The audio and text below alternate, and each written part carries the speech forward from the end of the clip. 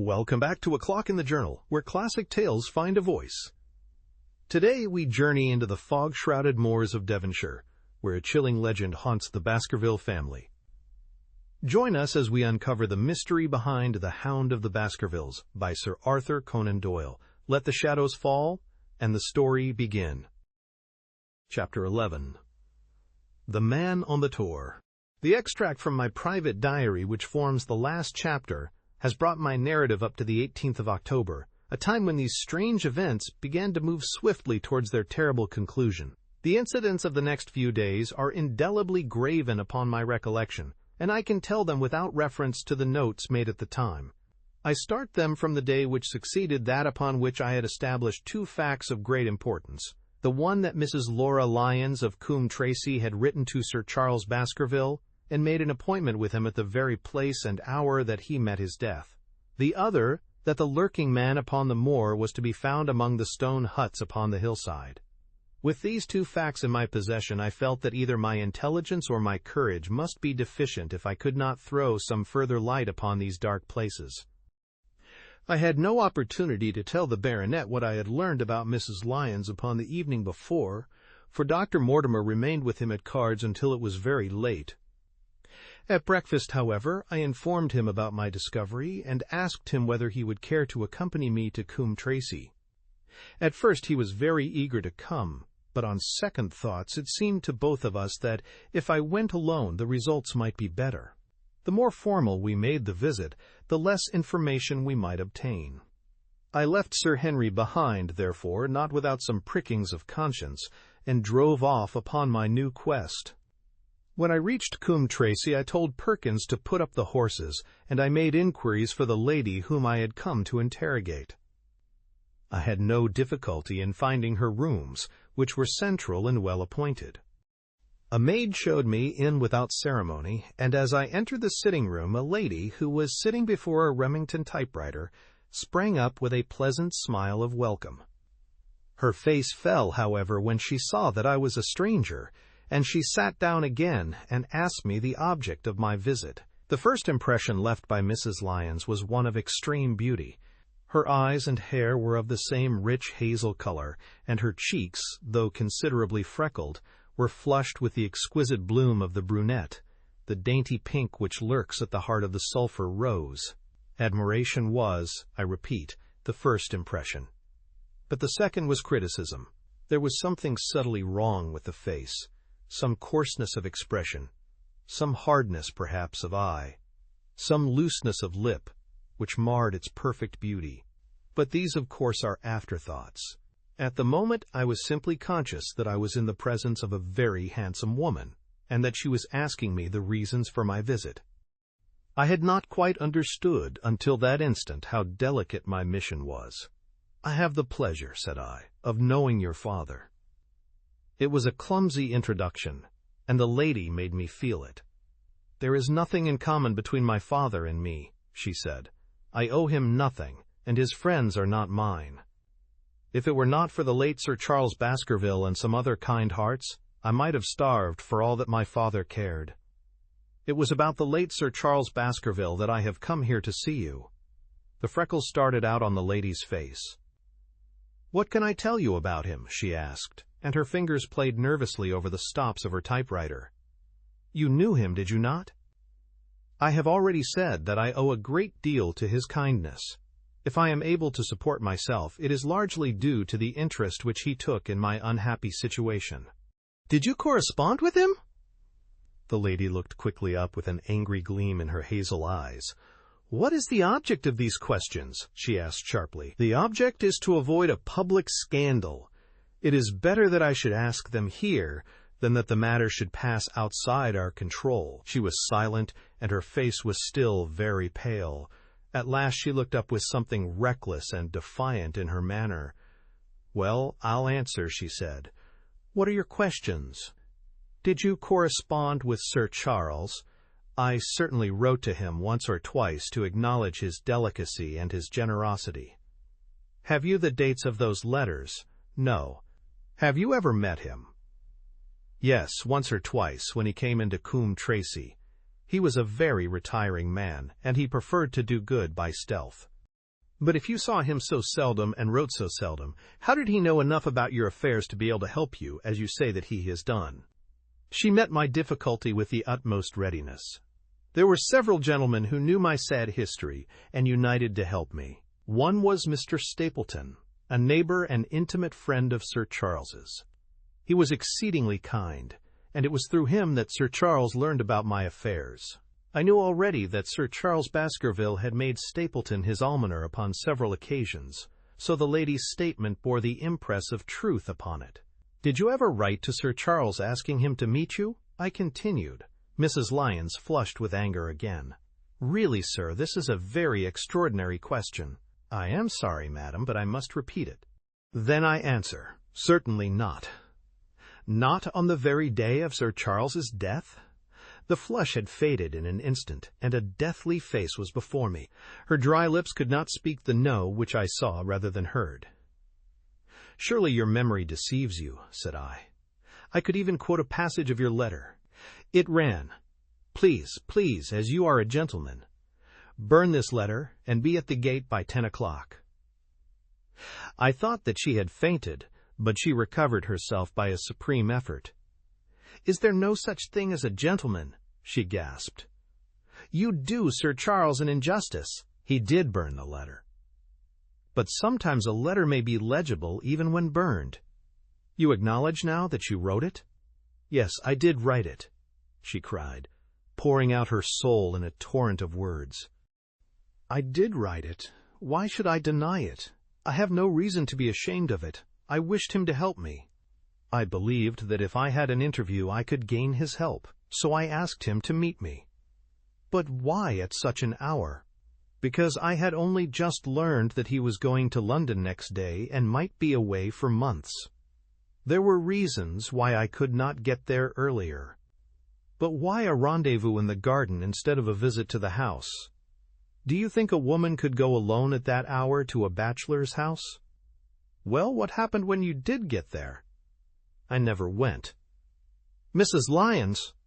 "No, I swear it to you on all I hold sacred. I never went. Something intervened to prevent my going." "What was that?"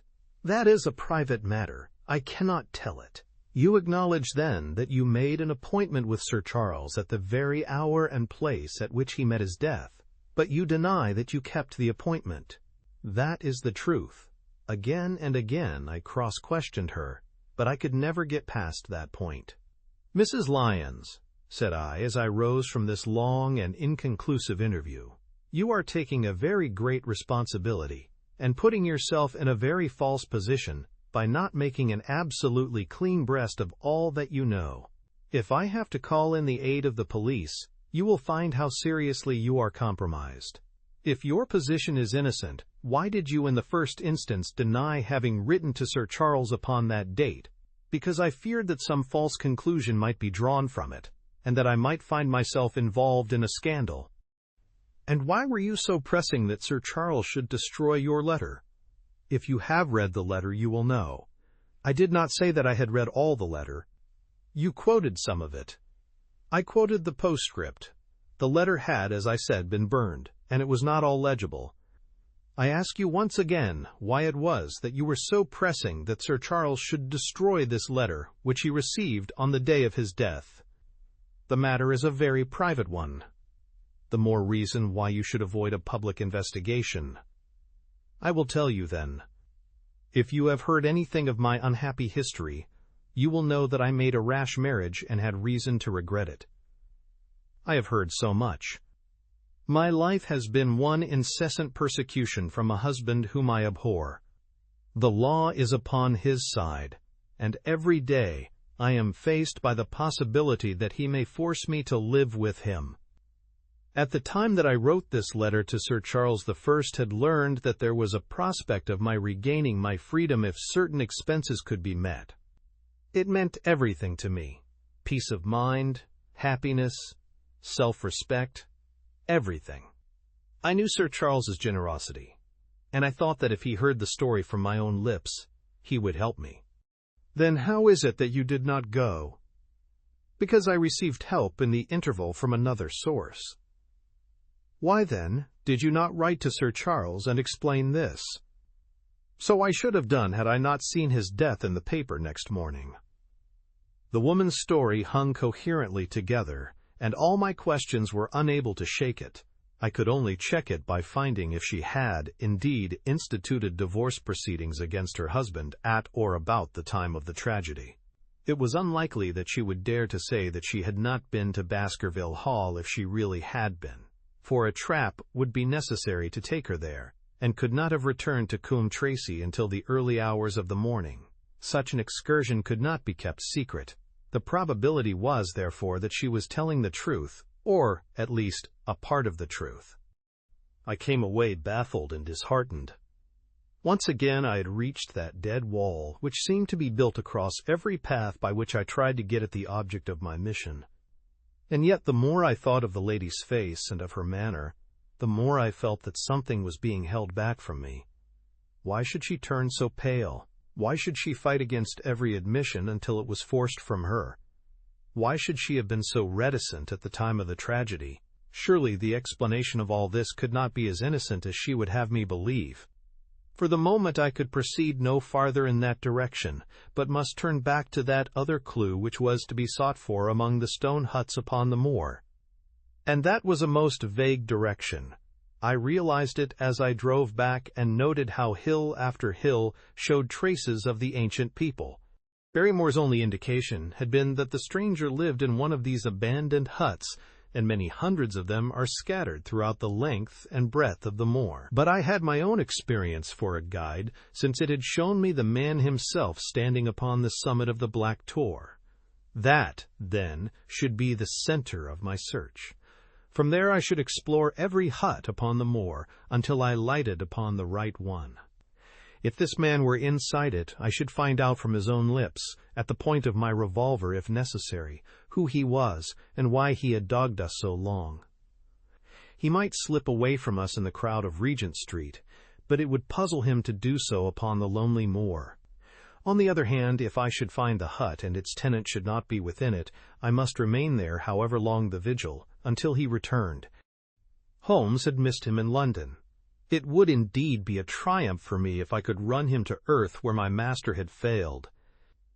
Luck had been against us again and again in this inquiry, but now at last it came to my aid. And the messenger of good fortune was none other than Mr. Frankland, who was standing, grey-whiskered and red-faced, outside the gate of his garden, which opened onto the high road along which I traveled. "Good day, Dr. Watson," cried he with unwonted good humor. "You must really give your horses a rest, and come in to have a glass of wine and to congratulate me." My feelings towards him were very far from being friendly after what I had heard of his treatment of his daughter, but I was anxious to send Perkins and the wagonette home, and the opportunity was a good one. I alighted and sent a message to Sir Henry that I should walk over in time for dinner. Then I followed Frankland into his dining room. "It is a great day for me, sir. One of the red-letter days of my life," he cried with many chuckles. "I have brought off a double event. I mean to teach them in these parts that law is law, and that there is a man here who does not fear to invoke it. I have established a right-of-way through the center of old Middleton's Park. Slap across it, sir, within 100 yards of his own front door. What do you think of that? We'll teach these magnates that they cannot ride roughshod over the rights of the commoners. Confound them! And I've closed the wood where the Fernworthy folk used to picnic. These infernal people seem to think that there are no rights of property, and that they can swarm where they like with their papers and their bottles. Both cases decided, Dr. Watson, and both in my favor. I haven't had such a day since I had Sir John Morland for trespass because he shot in his own warren." "How on earth did you do that?" "Look it up in the book, sir. It will repay reading Frankland versus Morland, Court of Queen's Bench. It cost me £200, but I got my verdict." "Did it do you any good?"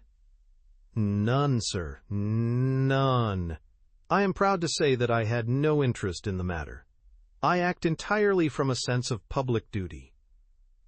I have no doubt, for example, that the Fernworthy people will burn me in effigy tonight. I told the police last time they did it that they should stop these disgraceful exhibitions. The county constabulary is in a scandalous state, sir, and it has not afforded me the protection to which I am entitled.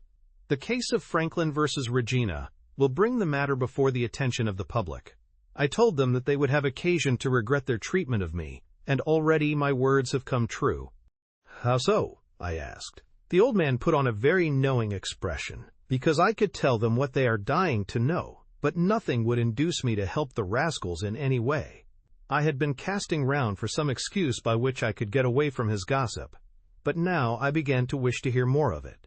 I had seen enough of the contrary nature of the old sinner to understand that any strong sign of interest would be the surest way to stop his confidences. Some poaching case, no doubt? Said I with an indifferent manner. Ha ha, my boy, a very much more important matter than that. What about the convict on the moor? I stared. You don't mean that you know where he is, said I. I may not know exactly where he is, but I am quite sure that I could help the police to lay their hands on him. Has it never struck you that the way to catch that man was to find out where he got his food, and so trace it to him? He certainly seemed to be getting uncomfortably near the truth. No doubt, said I, but how do you know that he is anywhere upon the moor? I know it because I have seen with my own eyes the messenger who takes him his food. My heart sank for Barrymore. It was a serious thing to be in the power of this spiteful old busybody. But his next remark took a weight from my mind. You'll be surprised to hear that his food is taken to him by a child. I see him every day through my telescope upon the roof. He passes along the same path at the same hour, and to whom should he be going except to the convict? Here was luck indeed, and yet I suppressed all appearance of interest. A child! Barrymore had said that our unknown was supplied by a boy. It was on his track, and not upon the convicts, that Franklin had stumbled. If I could get his knowledge, it might save me a long and weary hunt. But incredulity and indifference were evidently my strongest cards. I should say that it was much more likely that it was the son of one of the moorland shepherds taking out his father's dinner. The least appearance of opposition struck fire out of the old autocrat. His eyes looked malignantly at me, and his gray whiskers bristled like those of an angry cat. "Indeed, sir," said he, pointing out over the wide-stretching moor. "Do you see that black tor over yonder? Well, do you see the low hill beyond with the thorn bush upon it? It is the stoniest part of the whole moor. Is that a place where a shepherd would be likely to take his station? Your suggestion, sir, is a most absurd one." I meekly answered that I had spoken without knowing all the facts. My submission pleased him and led him to further confidences. "You may be sure, sir, that I have very good grounds before I come to an opinion. I have seen the boy again and again with his bundle, every day, and sometimes twice a day. I have been able— But wait a moment, Dr. Watson. Do my eyes deceive me, or is there at the present moment something moving upon that hillside? It was several miles off, but I could distinctly see a small dark dot against the dull green and gray. "Come, sir, come!" cried Franklin, rushing upstairs. "You will see with your own eyes and judge for yourself." The telescope, a formidable instrument mounted upon a tripod, stood upon the flat leads of the house. Franklin clapped his eye to it and gave a cry of satisfaction. "Quick, Dr. Watson, quick, before he passes over the hill." There he was, sure enough, a small urchin with a little bundle upon his shoulder, toiling slowly up the hill. When he reached the crest, I saw the ragged, uncouth figure outlined for an instant against the cold blue sky. He looked round him with a furtive and stealthy air, as one who dreads pursuit. Then he vanished over the hill. Well, am I right? Certainly, there is a boy who seems to have some secret errand. And what the errand is, even a county constable could guess. But not one word shall they have from me, and I bind you to secrecy also, Dr. Watson. Not a word, you understand. Just as you wish. They have treated me shamefully, shamefully. When the facts come out in Franklin versus Regina, I venture to think that a thrill of indignation will run through the country. Nothing would induce me to help the police in any way. For all they cared, it might have been me, instead of my effigy, which these rascals burned at the stake. Surely you are not going. You will help me to empty the decanter in honor of this great occasion." But I resisted all his solicitations, and succeeded in dissuading him from his announced intention of walking home with me. I kept the road as long as his eye was on me, and then I struck off across the moor and made for the stony hill over which the boy had disappeared. Everything was working in my favor, and I swore that it should not be through lack of energy or perseverance that I should miss the chance which fortune had thrown in my way. The sun was already sinking when I reached the summit of the hill, and the long slopes beneath me were all golden green on one side and gray shadow on the other. A haze lay low upon the farthest skyline, out of which jutted the fantastic shapes of Believer and Vixen Tor. Over the wide expanse there was no sound and no movement. One great gray bird, a gull or curlew, soared aloft in the blue heaven. He and I seemed to be the only living things between the huge arch of the sky and the desert beneath it. The barren scene, the sense of loneliness, and the mystery and urgency of my task all struck a chill into my heart.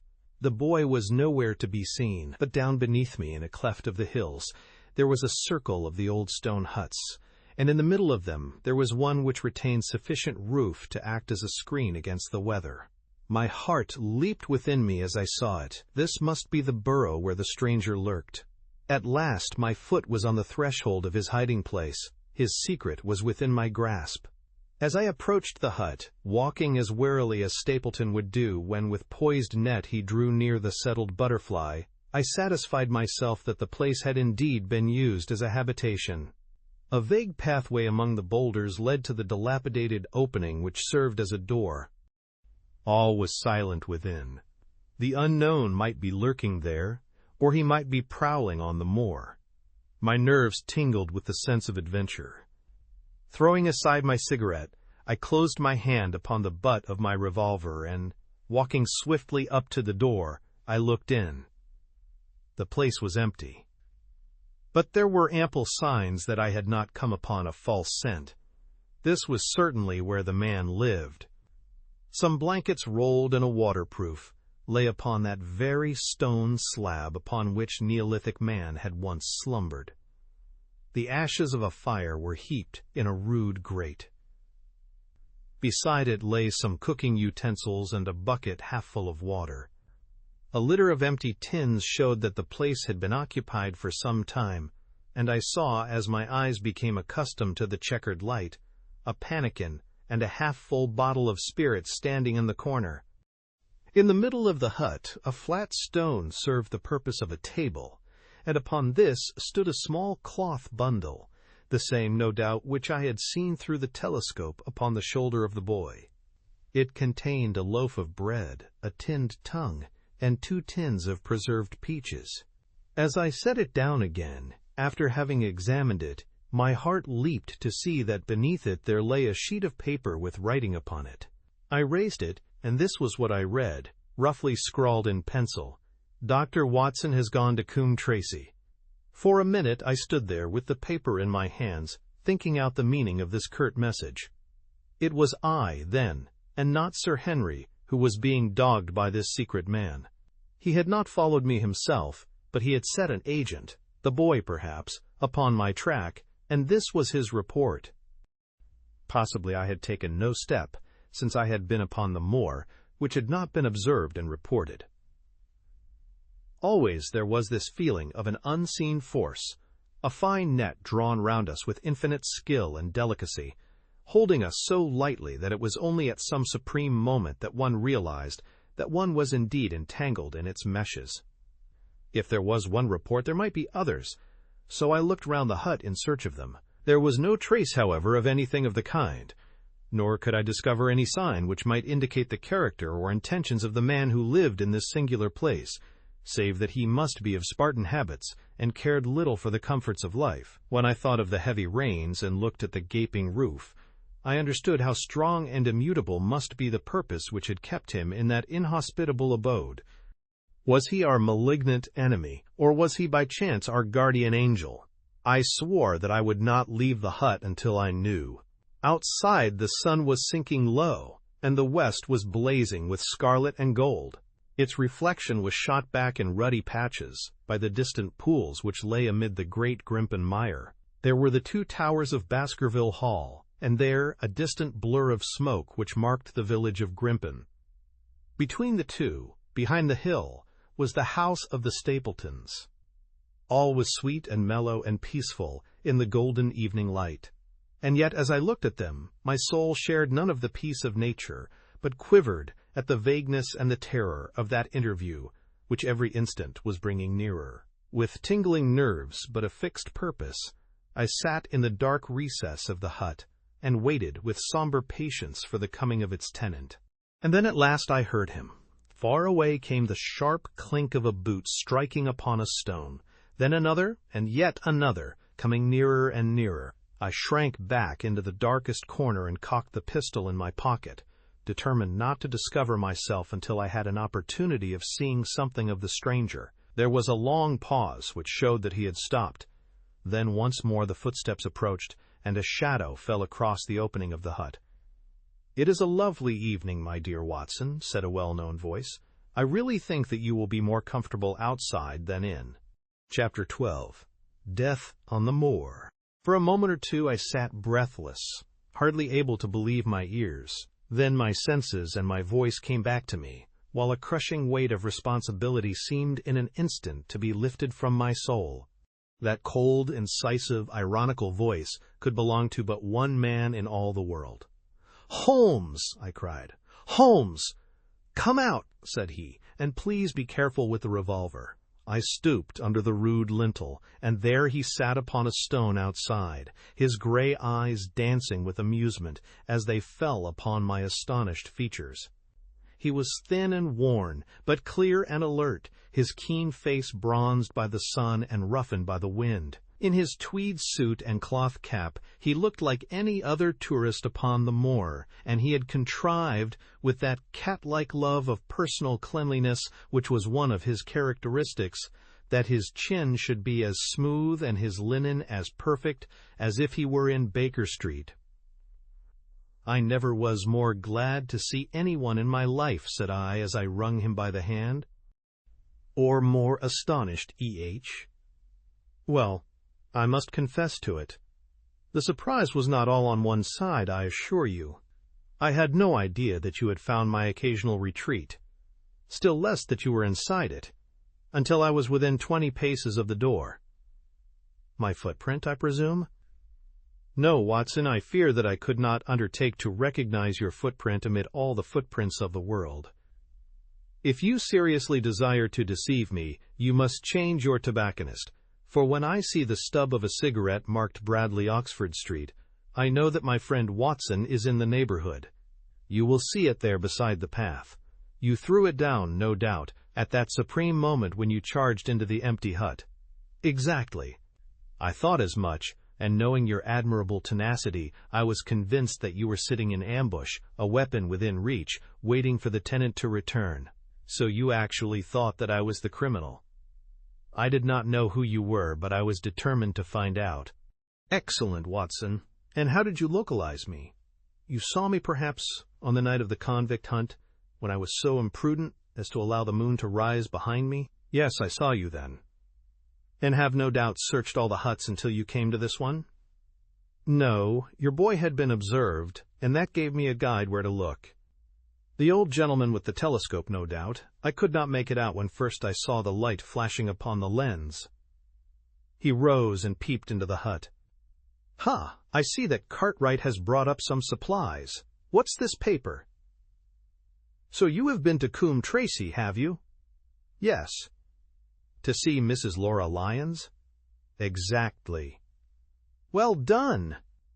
Our researches have evidently been running on parallel lines, and when we unite our results, I expect we shall have a fairly full knowledge of the case." "Well, I am glad from my heart that you are here, for indeed the responsibility and the mystery were both becoming too much for my nerves. But how in the name of wonder did you come here, and what have you been doing?" "I thought that you were in Baker Street working out that case of blackmailing. That was what I wished you to think." "Then you use me, and yet do not trust me," I cried with some bitterness. I think that I have deserved better at your hands, Holmes. My dear fellow, you have been invaluable to me in this as in many other cases, and I beg that you will forgive me if I have seemed to play a trick upon you. In truth, it was partly for your own sake that I did it, and it was my appreciation of the danger which you ran which led me to come down and examine the matter for myself. Had I been with Sir Henry and you, it is confident that my point of view would have been the same as yours, and my presence would have warned our very formidable opponents to be on their guard. As it is, I have been able to get about as I could not possibly have done had I been living in the hall, and I remain an unknown factor in the business, ready to throw in all my weight at a critical moment. But why keep me in the dark? For you to know could not have helped us and might possibly have led to my discovery. You would have wished to tell me something, or in your kindness you would have brought me out some comfort or other, and so an unnecessary risk would be run. I brought Cartwright down with me. You remember the little chap at the express office, and he has seen after my simple wants. A loaf of bread and a clean collar. What does man want more? He has given me an extra pair of eyes upon a very active pair of feet, and both have been invaluable. Then my reports have all been wasted. My voice trembled as I recalled the pains and the pride with which I had composed them. Holmes took a bundle of papers from his pocket. Here are your reports, my dear fellow, and very well thumbed, I assure you. I made excellent arrangements, and they are only delayed 1 day upon their way. I must compliment you exceedingly upon the zeal and the intelligence which you have shown over an extraordinarily difficult case. I was still rather raw over the deception which had been practiced upon me, but the warmth of Holmes's praise drove my anger from my mind. I felt also in my heart that he was right in what he said, and that it was really best for our purpose that I should not have known that he was upon the moor. "That's better," said he, seeing the shadow rise from my face. "And now tell me the result of your visit to Mrs. Laura Lyons." It was not difficult for me to guess that it was to see her that you had gone, for I am already aware that she is the one person in Coombe Tracey who might be of service to us in the matter. In fact, if you had not gone today, it is exceedingly probable that I should have gone tomorrow. The sun had set and dusk was settling over the moor. The air had turned chill, and we withdrew into the hut for warmth. There, sitting together in the twilight, I told Holmes of my conversation with the lady. So interested was he that I had to repeat some of it twice before he was satisfied. "This is most important," said he when I had concluded. "It fills up a gap which I had been unable to bridge in this most complex affair. You are aware, perhaps, that a close intimacy exists between this lady and the man Stapleton?" I did not know of a close intimacy. "There can be no doubt about the matter. They meet, they write, there is a complete understanding between them. Now, this puts a very powerful weapon into our hands. If I could only use it to detach his wife." "His wife?" "I am giving you some information now in return for all that you have given me. The lady who has passed here as Miss Stapleton is in reality his wife." "Good heavens, Holmes, are you sure of what you say? How could he have permitted Sir Henry to fall in love with her?" "Sir Henry's falling in love could do no harm to anyone except Sir Henry. He took particular care that Sir Henry did not make love to her, as you have yourself observed. I repeat that the lady is his wife and not his sister. But why this elaborate deception? Because he foresaw that she would be very much more useful to him in the character of a free woman. All my unspoken instincts, my vague suspicions, suddenly took shape and centered upon the naturalist. In that impassive, colorless man, with his straw hat and his butterfly net, I seemed to see something terrible, a creature of infinite patience and craft, with a smiling face and a murderous heart. It is he, then, who is our enemy. It is he who dogged us in London. So I read the riddle. And the warning? It must have come from her. Exactly. The shape of some monstrous villainy, half seen, half guessed, loomed through the darkness which had girt me so long. But are you sure of this, Holmes? How do you know that the woman is his wife? Because he so far forgot himself as to tell you a true piece of autobiography upon the occasion when he first met you, and I dare say he has many a time regretted it since. He was once a schoolmaster in the north of England. Now there is no one more easy to trace than a schoolmaster. There are scholastic agencies by which one may identify any man who has been in the profession. A little investigation showed me that a school had come to grief under atrocious circumstances, and that the man who had owned it, the name was different, had disappeared with his wife. The descriptions agreed. When I learned that the missing man was devoted to entomology, the identification was complete. The darkness was rising, but much was still hidden by the shadows. If this woman is in truth his wife, where does Mrs. Laura Lyons come in? I asked. That is one of the points upon which your own researches have shed a light. Your interview with the lady has cleared the situation very much. I did not know about a projected divorce between herself and her husband. In that case, regarding Stapleton as an unmarried man, she counted no doubt upon becoming his wife. And when she is undeceived, why, then we may find the lady of service. It must be our first duty to see her, both of us, tomorrow. Don't you think, Watson, that you are away from your charge rather long? Your place should be at Baskerville Hall. The last red streaks had faded away in the west, and night had settled upon the moor. A few faint stars were gleaming in a violet sky. One last question, Holmes, I said as I rose. Surely there is no need of secrecy between you and me. What is the meaning of it all? What is he after? Holmes's voice sank as he answered, It is murder, Watson. Refined, cold-blooded, deliberate murder. Do not ask me for particulars. My nets are closing upon him, even as his are upon Sir Henry, and with your help he is already almost at my mercy. There is but one danger which can threaten us. It is that he should strike before we are ready to do so. Another day, 2 at the most, and I have my case complete, but until then guard your charge as closely as ever a fond mother watched her ailing child. Your mission today has justified itself, and yet I could almost wish that you had not left his side. Hark! A terrible scream, a prolonged yell of horror and anguish, burst out of the silence of the moor. That frightful cry turned the blood to ice in my veins. "Oh, my God!" I gasped. "What is it? What does it mean?" Holmes had sprung to his feet, and I saw his dark, athletic outline at the door of the hut, his shoulders stooping, his head thrust forward, his face peering into the darkness. "Hush," he whispered. "Hush!" The cry had been loud on account of its vehemence, but it had pealed out from somewhere far off on the shadowy plain. Now it burst upon our ears, nearer, louder, more urgent than before. "Where is it?" Holmes whispered, and I knew from the thrill of his voice that he, the man of iron, was shaken to the soul. "Where is it, Watson?" "There, I think." I pointed into the darkness. "No, there!" Again the agonized cry swept through the silent night, louder and much nearer than ever. And a new sound mingled with it, a deep, muttered rumble, musical and yet menacing, rising and falling like the low, constant murmur of the sea. "The Hound!" cried Holmes. "Come, Watson, come!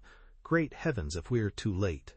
He had started running swiftly over the moor, and I had followed at his heels. But now, from somewhere among the broken ground, immediately in front of us, there came one last despairing yell, and then a dull, heavy thud. We halted and listened. Not another sound broke the heavy silence of the windless night. I saw Holmes put his hand to his forehead like a man distracted. He stamped his feet upon the ground. "He has beaten us, Watson. We are too late." "No, no, surely not. Fool that I was to hold my hand. And you, Watson, see what comes of abandoning your charge. But by heaven, if the worst has happened, we'll avenge him." Blindly we ran through the gloom, blundering against boulders, forcing our way through gorse bushes, panting up hills and rushing down slopes, heading always in the direction whence those dreadful sounds had come. At every rise Holmes looked eagerly round him, but the shadows were thick upon the moor, and nothing moved upon its dreary face. "Can you see anything?" "Nothing. But hark! What is that? A low moan had fallen upon our ears. There it was again upon our left. On that side a ridge of rocks ended in a sheer cliff, which overlooked a stone-strewn slope. On its jagged face was spread-eagled some dark, irregular object. As we ran towards it, the vague outline hardened into a definite shape. It was a prostrate man, face downward upon the ground, the head doubled under him at a horrible angle, the shoulders rounded and the body hunched together as if in the act of throwing a somersault. So grotesque was the attitude that I could not for the instant realize that that moan had been the passing of his soul. Not a whisper, not a rustle, rose now from the dark figure over which we stooped. Holmes laid his hand upon him and held it up again with an exclamation of horror. The gleam of the match which he struck shone upon his clotted fingers and upon the ghastly pool which widened slowly from the crushed skull of the victim. And it shone upon something else which turned our hearts sick and faint within us, the body of Sir Henry Baskerville. There was no chance of either of us forgetting that peculiar ruddy tweed suit, the very one which he had worn on the first morning that we had seen him in Baker Street. We caught the one clear glimpse of it, and then the match flickered and went out, even as the hope had gone out of our souls. Holmes groaned, and his face glimmered white through the darkness. "The brute! The brute!" I cried with clenched hands. "Oh, Holmes, I shall never forgive myself for having left him to his fate. I am more to blame than you, Watson. In order to have my case well-rounded and complete, I have thrown away the life of my client. It is the greatest blow which has befallen me in my career. But how could I know? How could I know that he would risk his life alone upon the moor, in the face of all my warnings? That we should have heard his screams, my God, those screams, and yet have been unable to save him? Where is this brute of a hound which drove him to his death? It may be lurking among these rocks at this instant. And Stapleton, where is he? He shall answer for this deed. He shall. I will see to that. Uncle and nephew have been murdered. The one frightened to death by the very sight of a beast which he thought to be supernatural, the other driven to his end in his wild flight to escape from it. But now we have to prove the connection between the man and the beast. Save from what we heard, we cannot even swear to the existence of the latter, since Sir Henry has evidently died from the fall. But by heavens, cunning as he is, the fellow shall be in my power before another day is past. We stood with bitter hearts on either side of the mangled body, overwhelmed by this sudden and irrevocable disaster which had brought all our long and weary labors to so piteous an end. Then, as the moon rose, we climbed to the top of the rocks over which our poor friend had fallen, and from the summit we gazed out over the shadowy moor, half silver and half gloom. Far away, miles off, in the direction of Grimpen, a single, steady yellow light was shining. It could only come from the lonely abode of the Stapletons. With a bitter curse I shook my fist at it as I gazed. Why should we not seize him at once? Our case is not complete. The fellow is wary and cunning to the last degree. It is not what we know, but what we can prove. If we make one false move, the villain may escape us yet. What can we do? There will be plenty for us to do tomorrow. Tonight, we can only perform the last offices to our poor friend. Together we made our way down the precipitous slope and approached the body, black and clear against the silvered stones. The agony of those contorted limbs struck me with a spasm of pain and blurred my eyes with tears. "We must send for help, Holmes. We cannot carry him all the way to the hall. Good heavens, are you mad?" He had uttered a cry and bent over the body. Now he was dancing and laughing and wringing my hand. Could this be my stern, self-contained friend? These were hidden fires indeed. A beard! A beard! The man has a beard. A beard?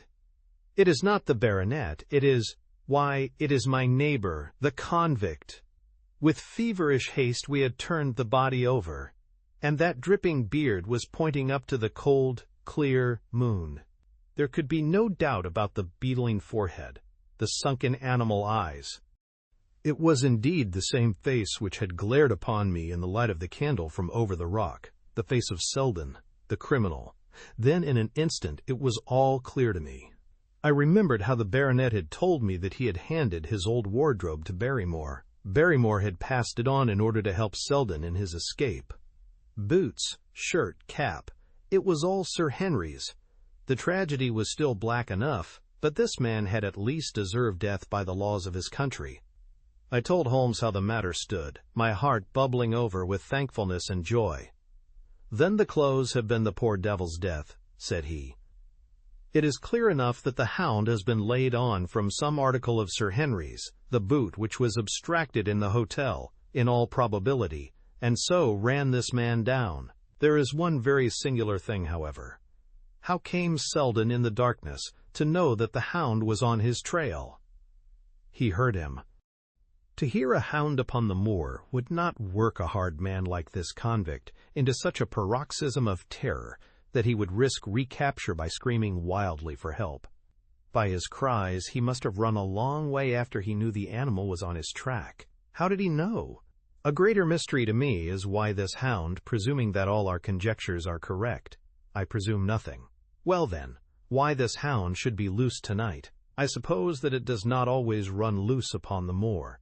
Stapleton would not let it go unless he had reason to think that Sir Henry would be there. My difficulty is the more formidable of the two, for I think that we shall very shortly get an explanation of yours, while mine may remain forever a mystery. The question now is, what shall we do with this poor wretch's body? We cannot leave it here to the foxes and the ravens. I suggest that we put it in one of the huts until we can communicate with the police. Exactly. I have no doubt that you and I could carry it so far. Hello, Watson. What's this? It's the man himself, by all that's wonderful and audacious. Not a word to show your suspicions. Not a word, or my plans crumble to the ground. A figure was approaching us over the moor, and I saw the dull red glow of a cigar. The moon shone upon him, and I could distinguish the dapper shape and jaunty walk of the naturalist. He stopped when he saw us, and then came on again. "Why, Dr. Watson, that's not you, is it? You are the last man that I should have expected to see out on the moor at this time of night. But, dear me, what's this? Somebody hurt? Don't tell me that it is our friend Sir Henry." He hurried past me and stooped over the dead man. I heard a sharp intake of his breath, and the cigar fell from his fingers. Who's this?" he stammered. "It is Selden, the man who escaped from Princetown." Stapleton turned a ghastly face upon us, but by a supreme effort he had overcome his amazement and his disappointment. He looked sharply from Holmes to me. "Dear me! What a very shocking affair! How did he die?" "He appears to have broken his neck by falling over these rocks. My friend and I were strolling on the moor when we heard a cry. I heard a cry also. That was what brought me out. I was uneasy about Sir Henry." "Why about Sir Henry in particular?" I could not help asking. "Because I had suggested that he should come over.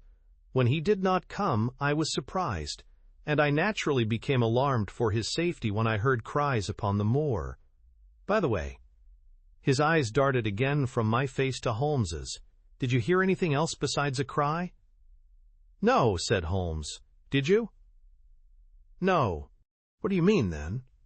"Oh, you know the stories that the peasants tell about a phantom hound, and so on. It is said to be heard at night upon the moor. I was wondering if there were any evidence of such a sound tonight." "We heard nothing of the kind," said I. "And what is your theory of this poor fellow's death?" "I have no doubt that anxiety and exposure have driven him off his head. He has rushed about the moor in a crazy state, and eventually fallen over here and broken his neck." "That seems the most reasonable theory," said Stapleton, and he gave a sigh which I took to indicate his relief. "What do you think about it, Mr. Sherlock Holmes?" My friend bowed his compliments.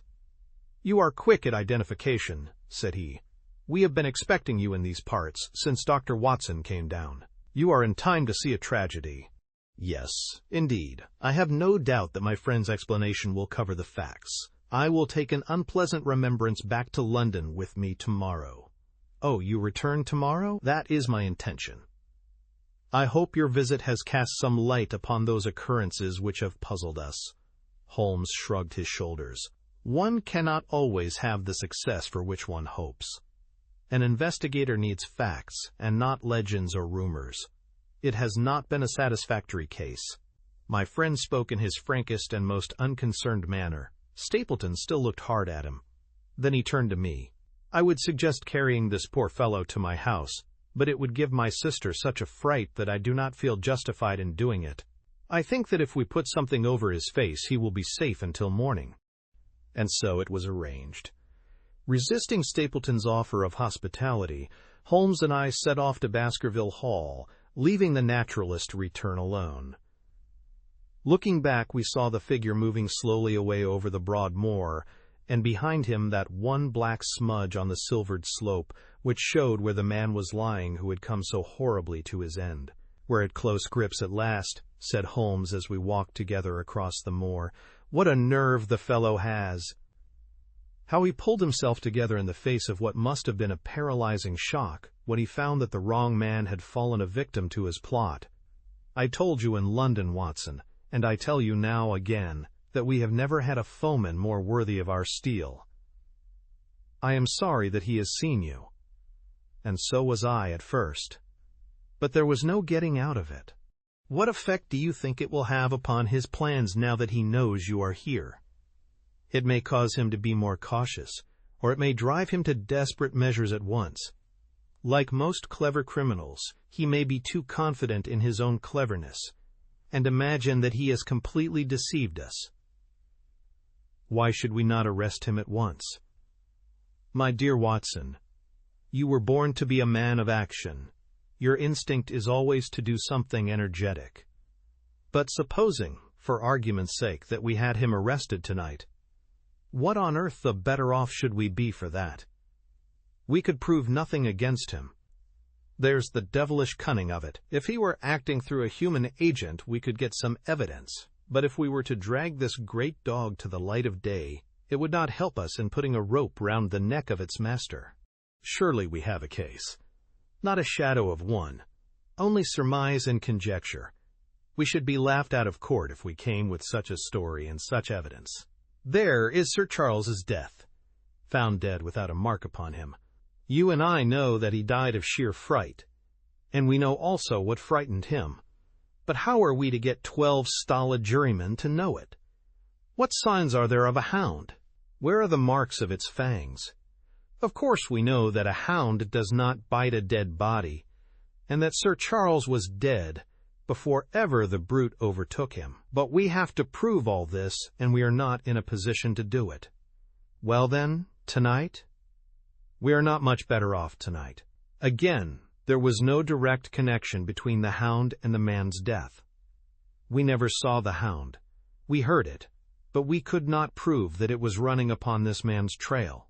There is a complete absence of motive. No, my dear fellow, we must reconcile ourselves to the fact that we have no case at present, and that it is worth our while to run any risk in order to establish one. And how do you propose to do so? I have great hopes of what Mrs. Laura Lyons may do for us when the position of affairs is made clear to her, and I have my own plan as well. Sufficient for tomorrow is the evil thereof, but I hope before the day is past to have the upper hand at last. I could draw nothing further from him, and he walked, lost in thought, as far as the Baskerville gates. Are you coming up? Yes, I see no reason for further concealment. But one last word, Watson. Say nothing of the hound to Sir Henry. Let him think that Selden's death was as Stapleton would have us believe. He will have a better nerve for the ordeal which he will have to undergo tomorrow, when he is engaged, if I remember your report aright, to dine with these people. And so am I. Then you must excuse yourself, and he must go alone. That will be easily arranged. And now, if we are too late for dinner, I think that we are both ready for our suppers. Chapter 13. Fixing the Nets. Sir Henry was more pleased than surprised to see Sherlock Holmes, for he had for some days been expecting that recent events would bring him down from London. He did raise his eyebrows, however, when he found that my friend had neither any luggage nor any explanations for its absence. Between us we soon supplied his wants, and then over a belated supper we explained to the baronet as much of our experience as it seemed desirable that he should know. But first I had the unpleasant duty of breaking the news to Barrymore and his wife. To him it may have been an unmitigated relief, but she wept bitterly in her apron. To all the world he was the man of violence, half animal and half demon. But to her he always remained the little willful boy of her own girlhood, the child who had clung to her hand. Evil indeed is the man who has not one woman to mourn him. "I've been moping in the house all day since Watson went off in the morning," said the baronet.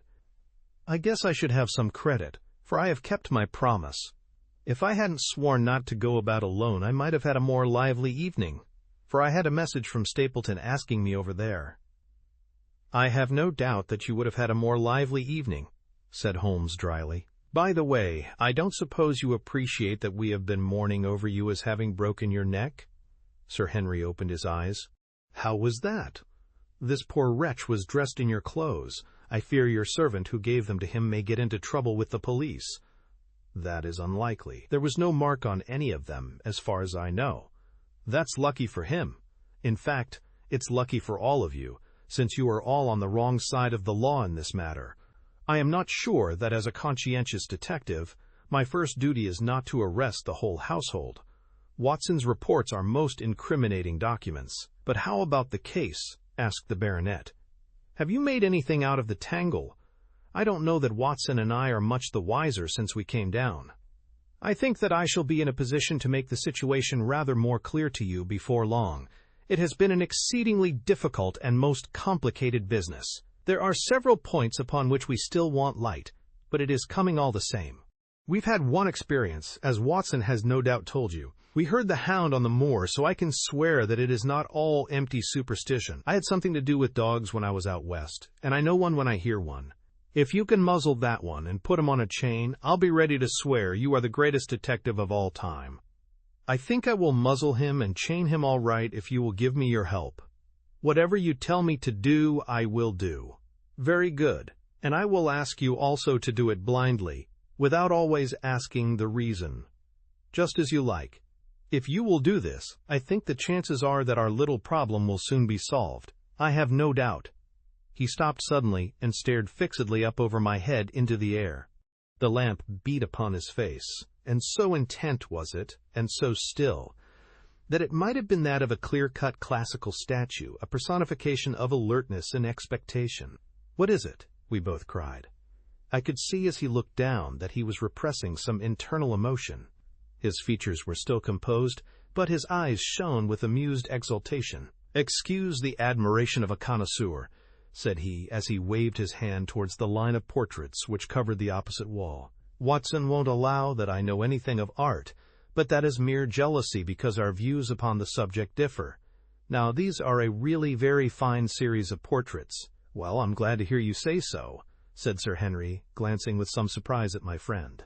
"I don't pretend to know much about these things, and I'd be a better judge of a horse or a steer than of a picture. I didn't know that you found time for such things." "I know what is good when I see it, and I see it now. That's a Kneller, I'll swear, that lady in the blue silk over yonder, and the stout gentleman with the wig ought to be a Reynolds. They are all family portraits, I presume." "Everyone." "Do you know the names?" "Barrymore has been coaching me in them, and I think I can say my lessons fairly well." "Who is the gentleman with the telescope?" "That is Rear Admiral Baskerville, who served under Rodney in the West Indies. The man with the blue coat and the roll of paper is Sir William Baskerville, who was chairman of committees of the House of Commons under Pitt. And this cavalier opposite to me, the one with the black velvet and the lace? Ah, you have a right to know about him. That is the cause of all the mischief, the wicked Hugo, who started the Hound of the Baskervilles. We're not likely to forget him." I gazed with interest and some surprise upon the portrait. "Dear me," said Holmes.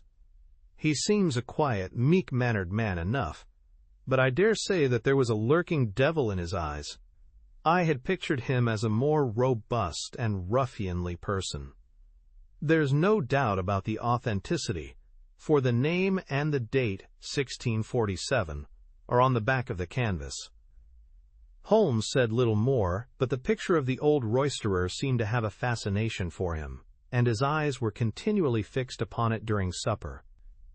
It was not until later, when Sir Henry had gone to his room, that I was able to follow the trend of his thoughts.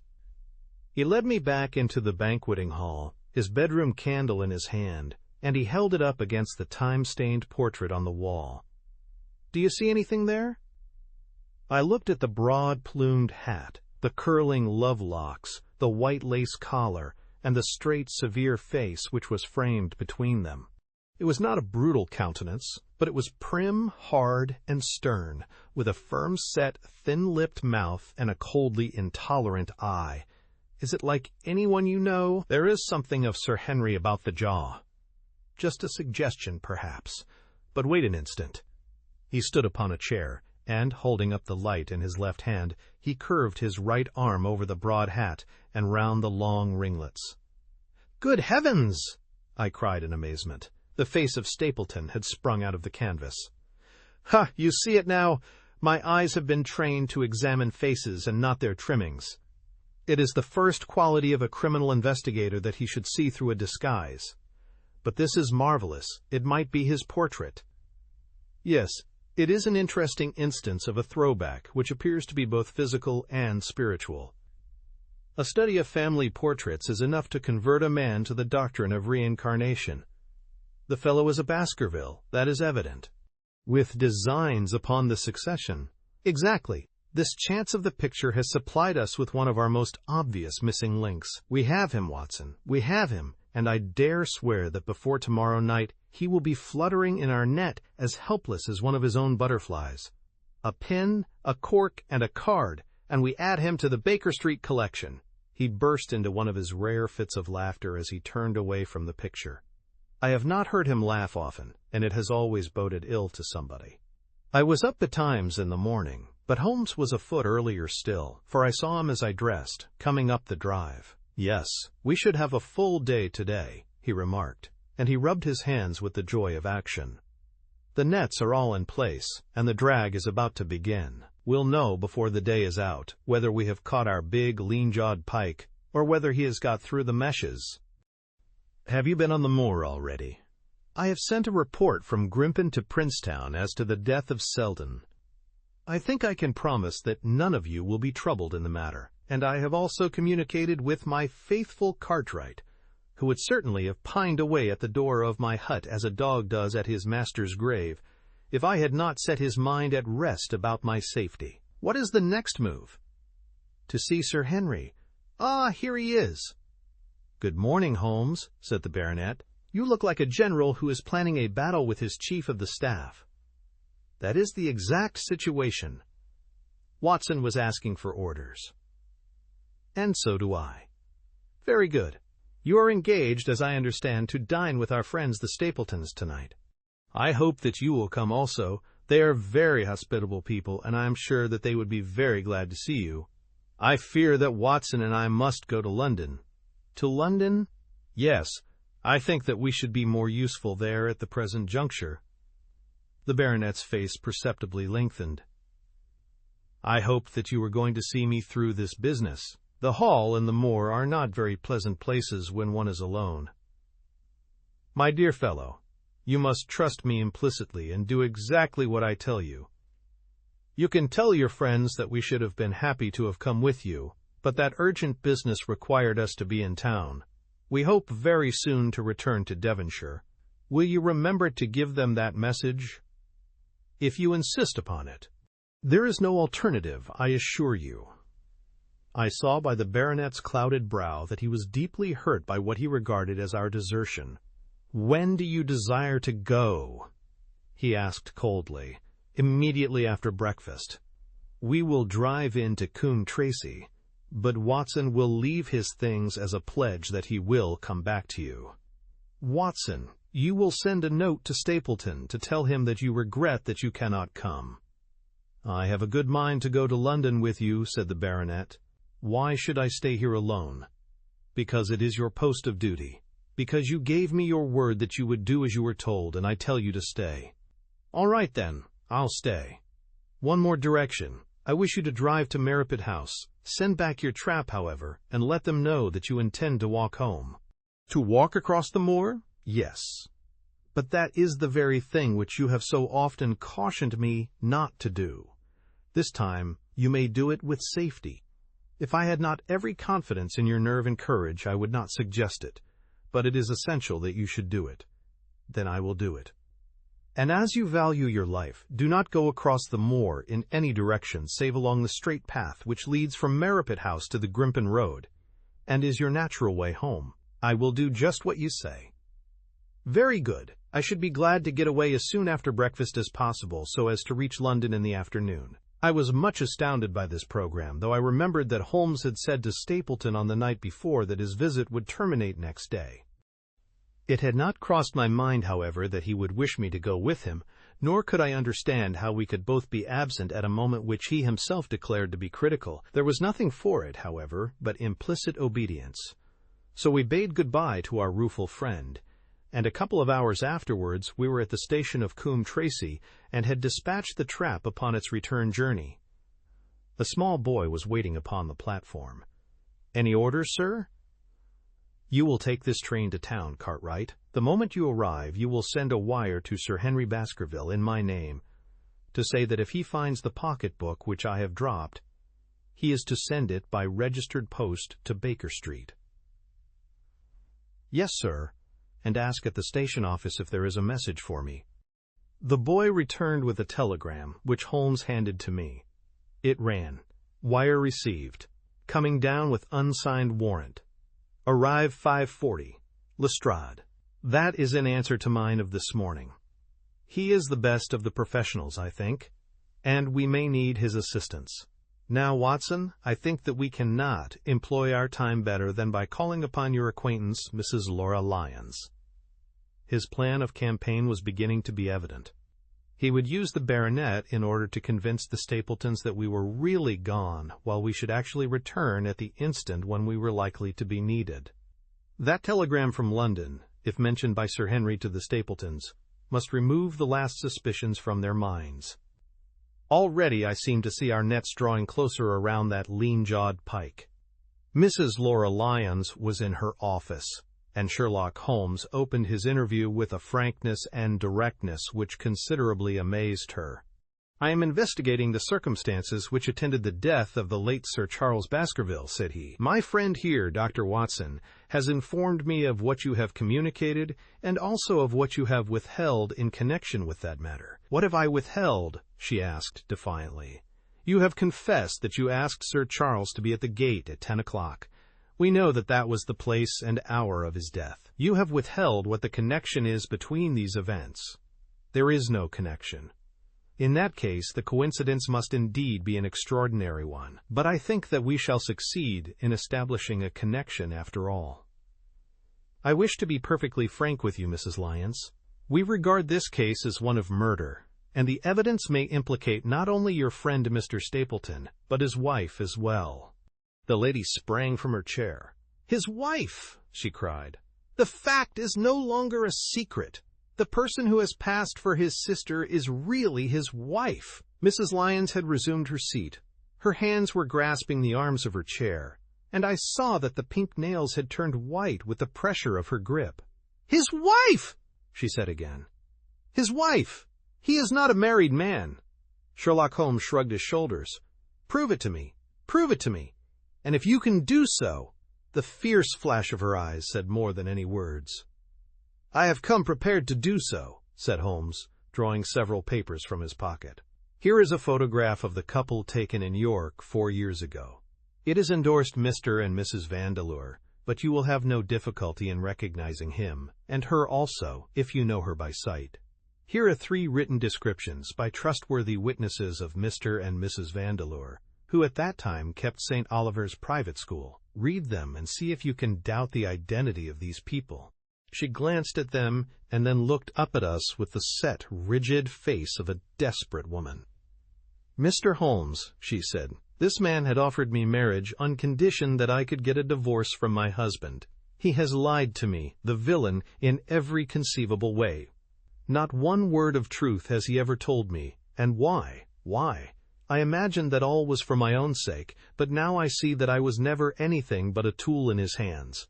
Why should I preserve faith with him who never kept any with me?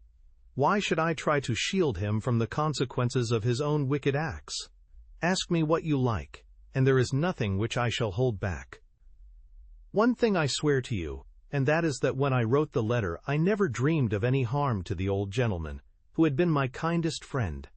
"I entirely believe you, madam," said Sherlock Holmes. "The recital of these events must be very painful to you, and perhaps it will make it easier if I tell you what occurred, and you can check me if I make any material mistake. The sending of this letter was suggested to you by Stapleton? He dictated it. I presume that the reason he gave was that you would receive help from Sir Charles for the legal expenses connected with your divorce." "Exactly." "And then, after you had sent the letter, he dissuaded you from keeping the appointment. He told me that it would hurt his self-respect that any other man should find the money for such an object, and that though he was a poor man himself, he would devote his last penny to removing the obstacles which divided us.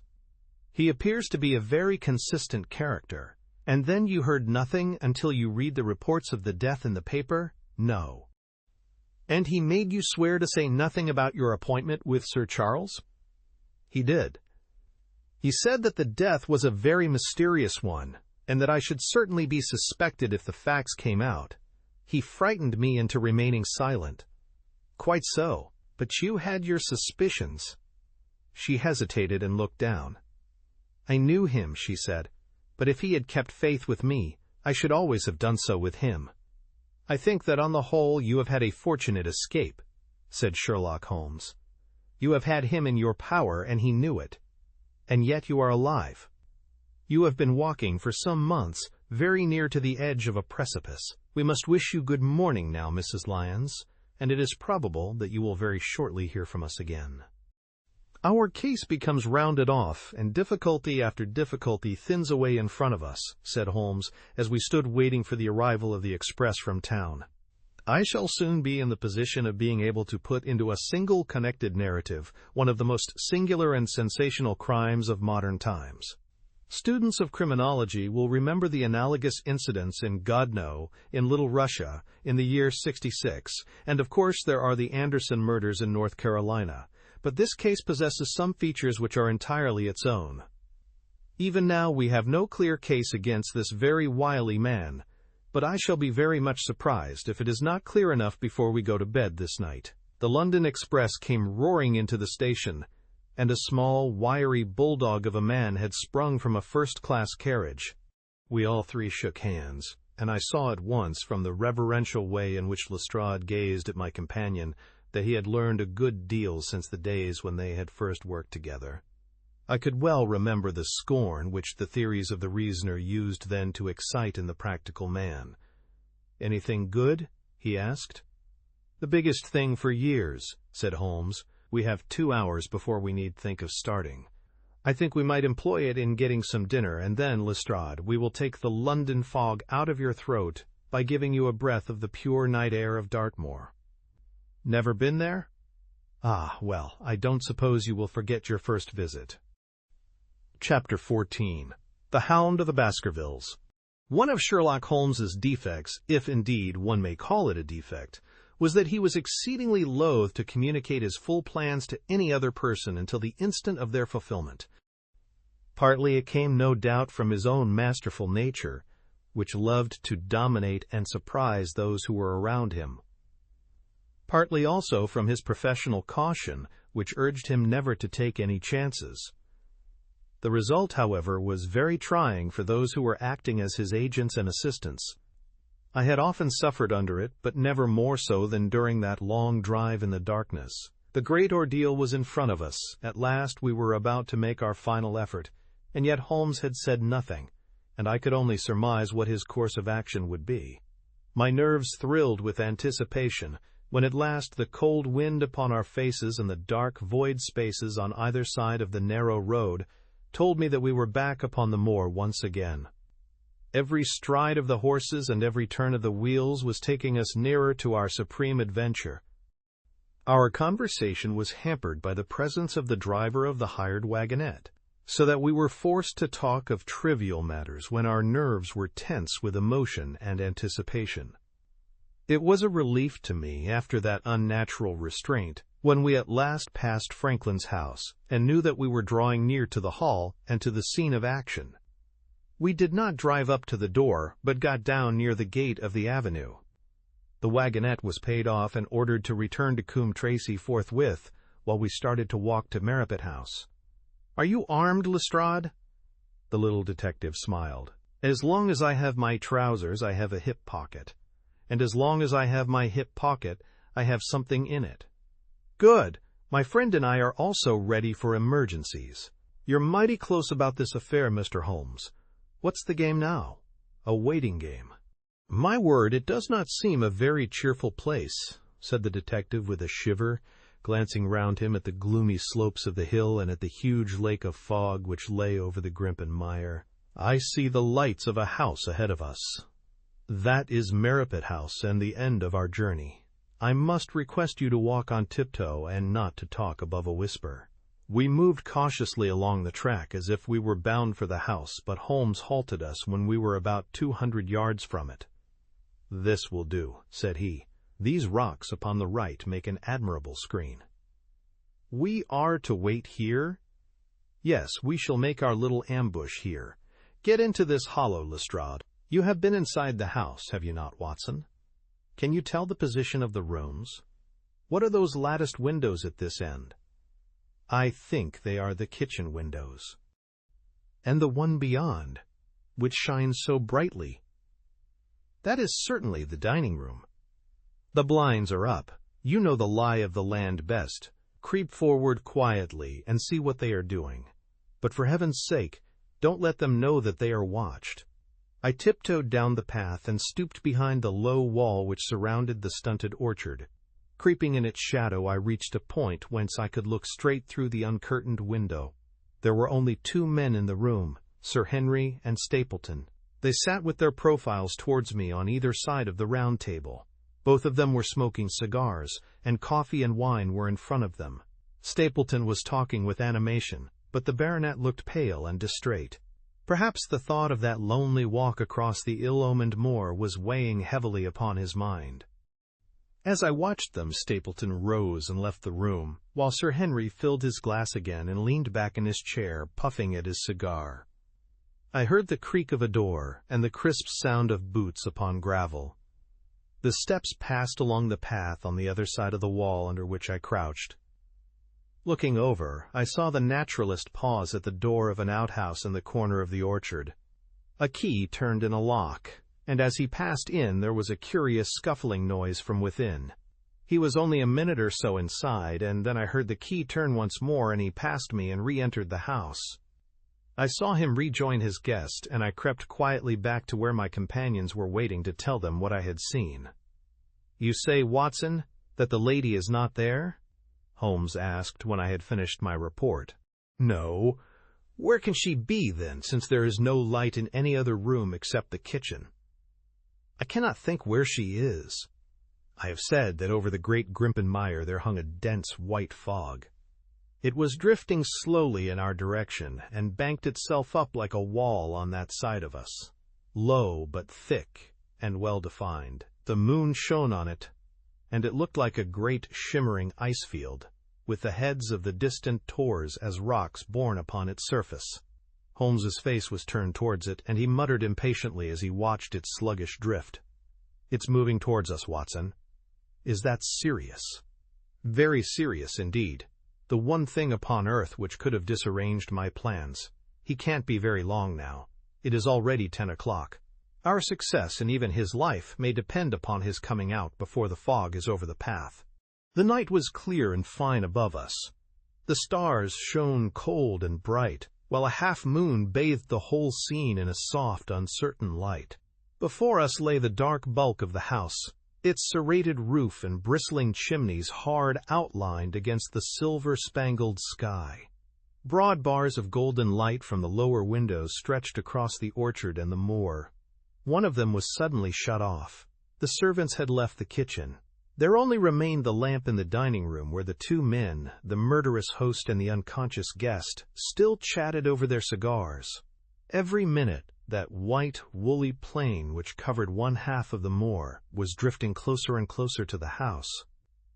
Already the first thin wisps of it were curling across the golden square of the lighted window. The farther wall of the orchard was already invisible, and the trees were standing out of a swirl of white vapor. As we watched it, the fog wreaths came crawling round both corners of the house and rolled slowly into one dense bank, on which the upper floor and the roof floated like a strange ship upon a shadowy sea. Holmes struck his hand passionately upon the rock in front of us and stamped his feet in his impatience. "If he isn't out in a quarter of an hour, the path will be covered. In half an hour, we won't be able to see our hands in front of us. Shall we move farther back upon higher ground?" "Yes, I think it would be as well." So as the fog bank flowed onward, we fell back before it until we were half a mile from the house, and still that dense white sea, with the moon silvering its upper edge, swept slowly and inexorably on. "We are going too far," said Holmes. "We dare not take the chance of his being overtaken before he can reach us. At all costs, we must hold our ground where we are." He dropped on his knees and clapped his ear to the ground. "Thank God, I think that I hear him coming." A sound of quick steps broke the silence of the moor. Crouching among the stones, we stared intently at the silver-tipped bank in front of us. The steps grew louder, and through the fog, as through a curtain, there stepped the man whom we were awaiting. He looked round him in surprise as he emerged into the clear, starlit night. Then he came swiftly along the path, passed close to where we lay, and went on up the long slope behind us. As he walked, he glanced continually over either shoulder, like a man who is ill at ease. "Hist!" cried Holmes, and I heard the sharp click of a cocking pistol. "Look out! It's coming!" There was a thin, crisp, continuous patter from somewhere in the heart of that crawling bank. The cloud was within 50 yards of where we lay, and we glared at it, all three, uncertain what horror was about to break from the heart of it. I was at Holmes's elbow, and I glanced for an instant at his face. It was pale and exultant, his eyes shining brightly in the moonlight.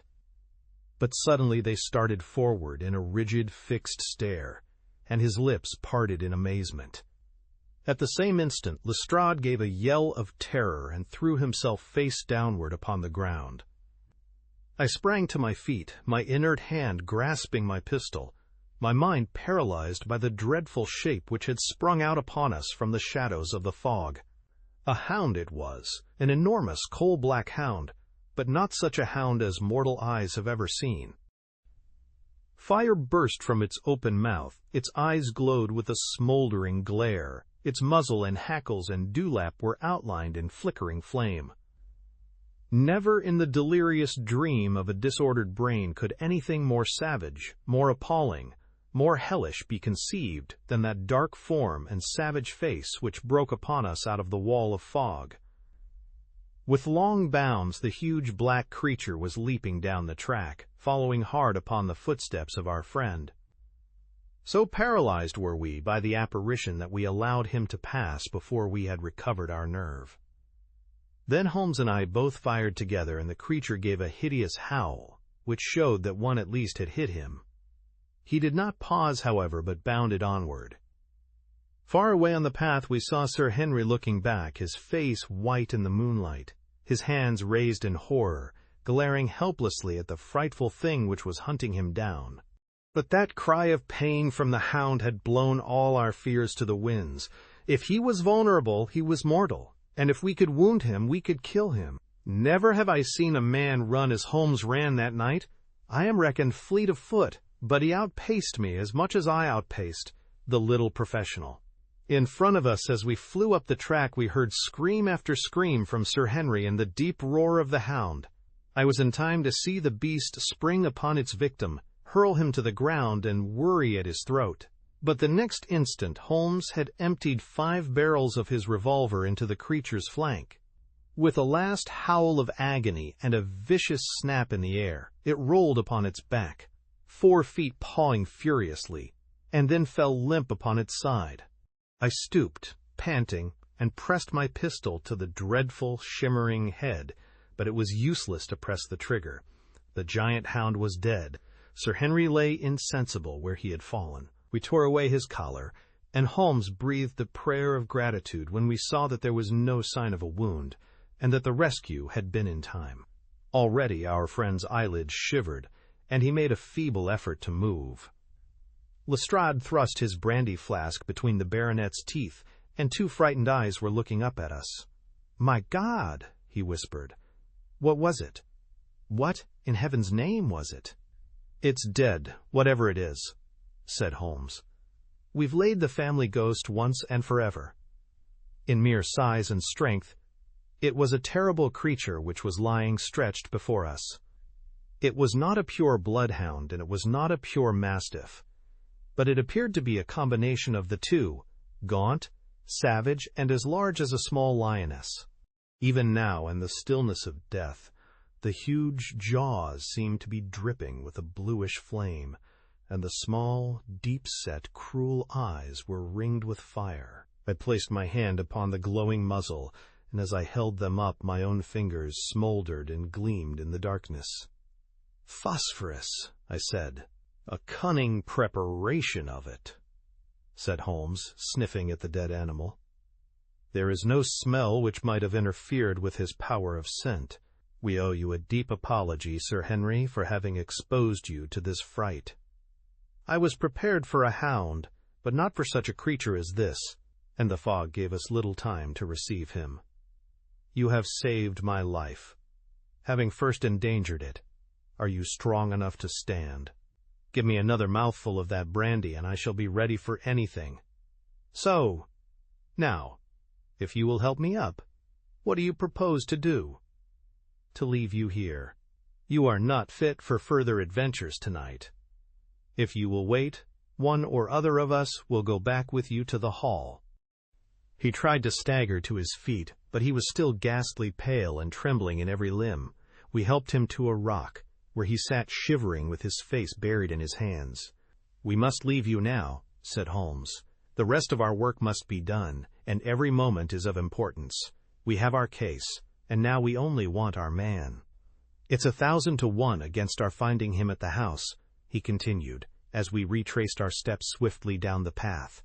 "Those shots must have told him that the game was up. We were some distance off, and this fog may have deadened them. He followed the hound to call him off. Of that you may be certain. No, he's gone by this time. But we'll search the house and make sure." The front door was open, so we rushed in and hurried from room to room, to the amazement of a doddering old manservant who met us in the passage. There was no light save in the dining room, but Holmes caught up the lamp and left no corner of the house unexplored. No sign could we see of the man whom we were chasing. On the upper floor, however, one of the bedroom doors was locked. "There's someone in here," cried Lestrade. "I can hear a movement. Open this door." A faint moaning and rustling came from within. Holmes struck the door just over the lock with the flat of his foot, and it flew open. Pistol in hand, we all 3 rushed into the room. But there was no sign within it of that desperate and defiant villain whom we expected to see. Instead, we were faced by an object so strange and so unexpected that we stood for a moment staring at it in amazement. The room had been fashioned into a small museum, and the walls were lined by a number of glass-topped cases full of that collection of butterflies and moths, the formation of which had been the relaxation of this complex and dangerous man. In the center of this room there was an upright beam, which had been placed at some period as a support for the old worm-eaten balk of timber which spanned the roof. To this post a figure was tied, so swathed and muffled in the sheets which had been used to secure it, that one could not for the moment tell whether it was that of a man or a woman. One towel passed round the throat and was secured at the back of the pillar. Another covered the lower part of the face, and over it 2 dark eyes full of grief and shame and a dreadful questioning, stared back at us. In a minute we had torn off the gag, unswathed the bonds, and Mrs. Stapleton sank upon the floor in front of us. As her beautiful head fell upon her chest, I saw the clear red wheal of a whiplash across her neck. "The brute!" cried Holmes. "Here, Lestrade, your brandy bottle. Put her in the chair. She has fainted from ill usage and exhaustion." She opened her eyes again. "Is he safe?" she asked. "Has he escaped?" "He cannot escape us, madam. No, no, I did not mean my husband." "Sir Henry? Is he safe?" "Yes." "And the hound?" "It is dead." She gave a long sigh of satisfaction. "Thank God! Thank God! Oh, this villain! See how he has treated me." She shot her arms out from her sleeves, and we saw with horror that they were all mottled with bruises. "But this is nothing. Nothing! It is my mind and soul that he has tortured and defiled. I could endure it all. Ill usage, solitude, a life of deception, everything, as long as I could still cling to the hope that I had his love. But now I know that in this also I have been his dupe and his tool." She broke into passionate sobbing as she spoke. "You bear him no good will, madam," said Holmes. "Tell us, then, where we shall find him. If you have ever aided him in evil, help us now, and so atone." "There is but one place where he can have fled," she answered. "There is an old tin mine on an island in the heart of the mire. It was there that he kept his hound, and there also he had made preparations, so that he might have a refuge. That is where he would fly." The fog bank lay like white wool against the window. Holmes held the lamp towards it. "See," said he, "no one could find his way into the Grimpen Mire tonight." She laughed and clapped her hands. Her eyes and teeth gleamed with fierce merriment. "He may find his way in, but never out," she cried. "How can he see the guiding wands tonight? We planted them together, he and I, to mark the pathway through the mire. Oh, if I could only have plucked them out today! Then indeed you would have had him at your mercy." It was evident to us that all pursuit was in vain until the fog had lifted. Meanwhile we left Lestrade in possession of the house, while Holmes and I went back with the baronet to Baskerville Hall. The story of the Stapletons could no longer be withheld from him, but he took the blow bravely when he learned the truth about the woman whom he had loved. But the shock of the night's adventures had shattered his nerves, and before morning he lay delirious in a high fever under the care of Dr. Mortimer. The two of them were destined to travel together round the world before Sir Henry had become once more the hale, hearty man that he had been before he became master of that ill-omened estate. And now I come rapidly to the conclusion of this singular narrative, in which I have tried to make the reader share those dark fears and vague surmises which clouded our lives so long and ended in so tragic a manner. On the morning after the death of the Hound, the fog had lifted, and we were guided by Mrs. Stapleton to the point where they had found a pathway through the bog. It helped us to realize the horror of this woman's life when we saw the eagerness and joy with which she laid us on her husband's track. We left her standing upon the thin peninsula of firm, peaty soil which tapered out into the widespread bog. From the end of it, a small wand planted here and there showed where the path zigzagged from tuft to tuft of rushes among those green-scummed pits and foul quagmires which barred the way to the stranger. Rank reeds and lush, slimy water plants sent an odor of decay and a heavy miasmatic vapor onto our faces, while a false step plunged us more than once, thigh-deep into the dark, quivering mire, which shook for yards in soft undulations around our feet. Its tenacious grip plucked at our heels as we walked, and when we sank into it, it was as if some malignant hand was tugging us down into those obscene depths, so grim and purposeful was the clutch in which it held us. Once only we saw a trace that someone had passed that perilous way before us. From amid a tuft of cotton grass which bore it up out of the slime, some dark thing was projecting. Holmes sank to his waist as he stepped from the path to seize it, and had we not been there to drag him out, he could never have set his foot upon firm land again. He held an old black boot in the air. "Myers, Toronto," was printed on the leather inside. "It is worth a mud bath," said he. "It is our friend Sir Henry's missing boot. Thrown there by Stapleton in his flight." Exactly. He retained it in his hand after using it to set the hound upon the track. He fled when he knew the game was up, still clutching it. And he hurled it away at this point of his flight. We know at least that he came so far in safety. But more than that we were never destined to know, though there was much which we might surmise. There was no chance of finding footsteps in the mire, for the rising mud oozed swiftly in upon them, but as we at last reached firmer ground beyond the morass, we all looked eagerly for them. But no slightest sign of them ever met our eyes. If the earth told a true story, then Stapleton never reached that island of refuge towards which he struggled through the fog upon that last night. Somewhere in the heart of the great Grimpen mire, down in the foul slime of the huge morass which had sucked him in, this cold and cruel-hearted man is forever buried. Many traces we found of him in the bog-girt island where he had hid his savage ally. A huge driving wheel and a shaft half filled with rubbish showed the position of an abandoned mine. Beside it were the crumbling remains of the cottages of the miners, driven away, no doubt, by the foul reek of the surrounding swamp. In one of these, a staple and chain with a quantity of gnawed bones showed where the animal had been confined. A skeleton with a tangle of brown hair adhering to it lay among the debris. "A dog," said Holmes. "By Jove, a curly-haired spaniel. Poor Mortimer will never see his pet again." Well, I do not know that this place contains any secret which we have not already fathomed. He could hide his hound, but he could not hush its voice, and hence came those cries which even in daylight were not pleasant to hear.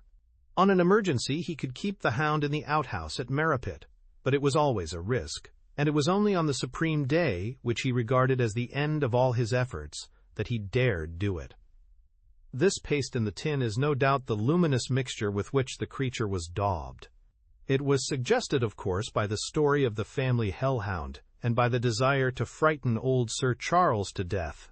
No wonder the poor devil of a convict ran and screamed, even as our friend did, and as we ourselves might have done, when he saw such a creature bounding through the darkness of the moor upon his track.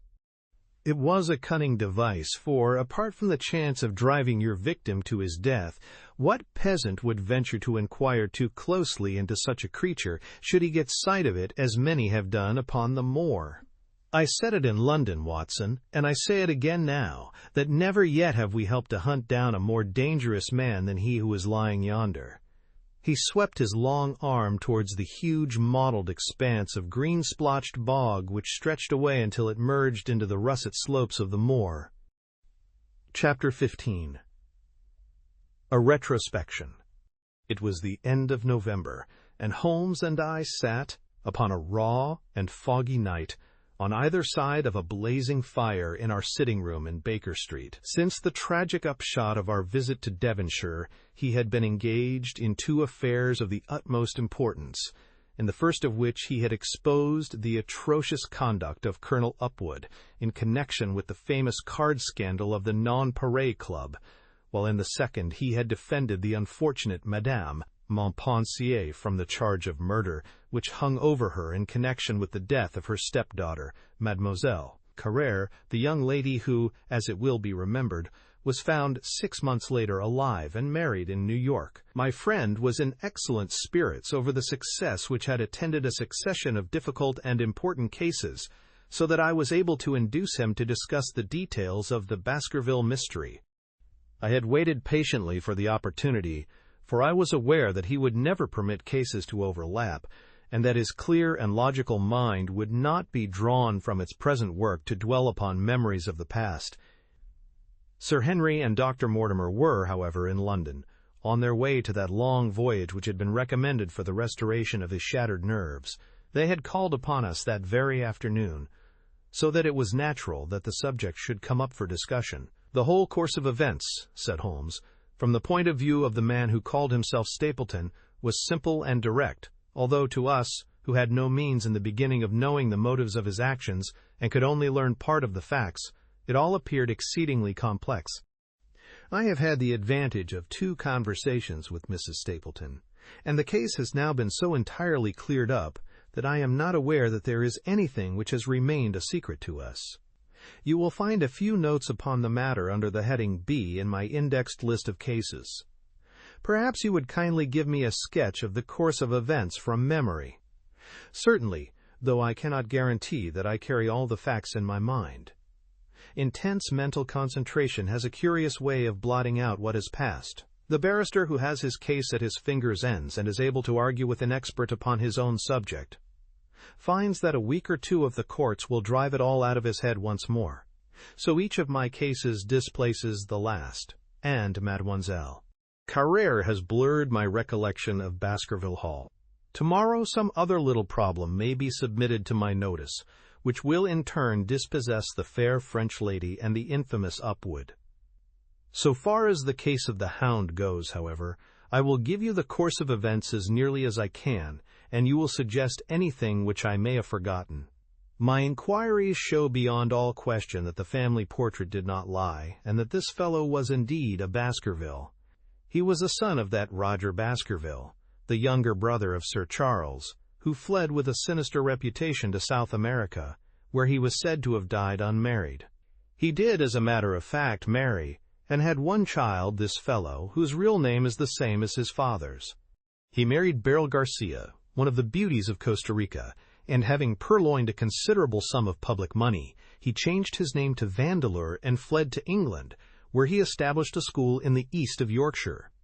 His reason for attempting this special line of business was that he had struck up an acquaintance with a consumptive tutor upon the voyage home, and that he had used this man's ability to make the undertaking a success. Fraser, the tutor, died, however, and the school, which had begun well, sank from disrepute into infamy. The Vandeleurs found it convenient to change their name to Stapleton, and he brought the remains of his fortune, his schemes for the future, and his taste for entomology to the south of England.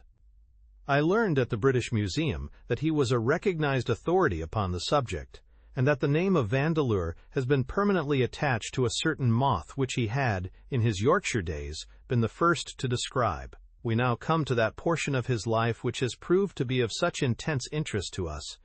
The fellow had evidently made inquiry and found that only 2 lives intervened between him and a valuable estate. When he went to Devonshire, his plans were, I believe, exceedingly hazy. But that he meant mischief from the first is evident from the way in which he took his wife with him in the character of his sister. The idea of using her as a decoy was clearly already in his mind, though he may not have been certain how the details of his plot were to be arranged. He meant in the end to have the estate, and he was ready to use any tool or run any risk for that end. His first act was to establish himself as near to his ancestral home as he could, and his second was to cultivate a friendship with Sir Charles Baskerville and with the neighbors. The baronet himself told him about the family hound, and so prepared the way for his own death. Stapleton, as I will continue to call him, knew that the old man's heart was weak, and that a shock would kill him. So much he had learned from Dr. Mortimer. He had heard also that Sir Charles was superstitious, and had taken this grim legend very seriously. His ingenious mind instantly suggested a way by which the baronet could be done to death, and yet it would be hardly possible to bring home the guilt to the real murderer. Having conceived the idea, he proceeded to carry it out with considerable finesse. An ordinary schemer would have been content to work with a savage hound. The use of artificial means to make the creature diabolical was a flash of genius upon his part. The dog he bought in London from Ross and Mangles, the dealers in Fulham Road. It was the strongest and most savage in their possession. He brought it down by the North Devon line and walked a great distance over the moor so as to get it home without exciting any remarks.